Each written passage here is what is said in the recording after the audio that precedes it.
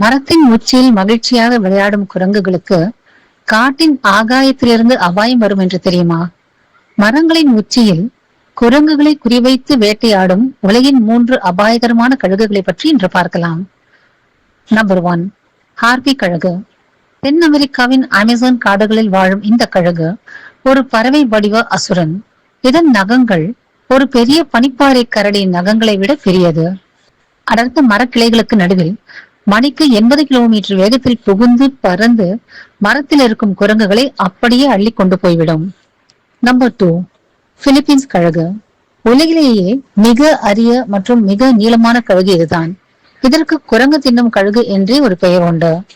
இதனுடைய ஆழமான கூர்மையான அலகும் அசாத்தியமான பார்வையும் மரங்களின் மரபில் ஒளிந்திருக்கும் குரங்குகளை துல்லியமாக கண்டுபிடித்து கொள்ள உதவுகின்றன. 3, ஆப்பிரிக்க மகுடக்கழுகு. அளவில் மற்ற 2ஐ விட கொஞ்சம் சிறியது என்றாலும் ஆப்பிரிக்காவின் மிக சக்தி வாய்ந்த ஆகாய வேட்டையாடி இதுதான்.